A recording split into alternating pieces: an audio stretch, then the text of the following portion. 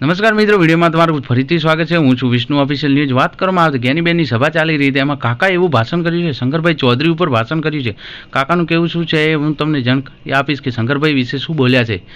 શંકરભાઈ ચૌધરી બનાસકાંઠાની અંદર તેમણે જનતાનું શોષણ કર્યું છે, બીજું કાંઈ નથી કર્યું। હા, કાકાનું કહેવું એમ છે। હા દોસ્તો, તમને મારી વિડીયોની અંદર સંપૂર્ણ જાણકારી આપીશ કે કાકો શું બોલ્યા છે શંકરભાઈ વિશે, એ પણ હું તમને જણાવીશ। બસ મારી સાથે બન્યા રહેજો લાસ્ટ સુધી।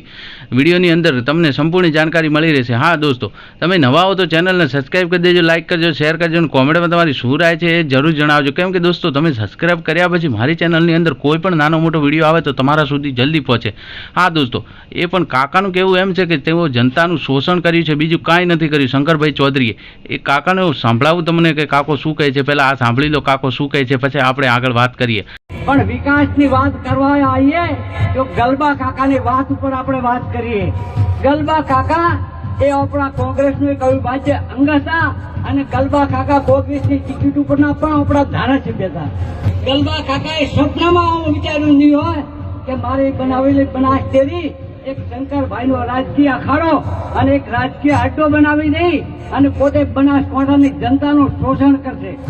આવા શોષણ કરતાના હાથમાં સુકાન સોંપવું એના કરતા ભાઈઓ ઘરે બેસવું સારું અને તમારા બાળકોના મોઢેથી દૂધનો કોળિયો છીનવી આ ડેરીમાં તમે લઈ જાઓ અને આ ડેરીના દૂધના પૈસે તાગર ધીના ઉડાડતા આવા દૂધ ડેરીના ચેરમેન શ્રી એટલે કે બનાસના વાઘ થઈ બેઠેલા આવા વાઘ સામે આપણી લડાઈ છે અને આવા વાઘ સામે જો આપણી લડાઈ લડવી છે તો આપણી પાસે હિંમત છે। કારણ કે તમારી પાસે તો હિંમત છે પણ અમને કાયદામાં નોખવા માટે તમારા ખતરા એ ભાઈ કરશે।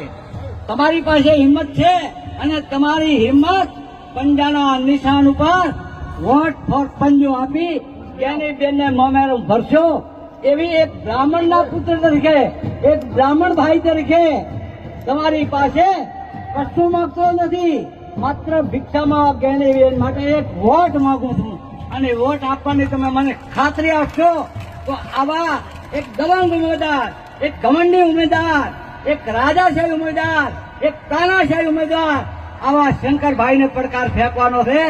એની સામે આપ એક અવાજ ઉઠી ખભે ખભો મિલાવી જ્ઞાનીબેનને મતદાન કરી જંગી બહુમતીથી દિલ્હી સુધી મોકલશો। આપણો અવાજ દિલ્હી પહોંચાડજો। જય હિન્દ।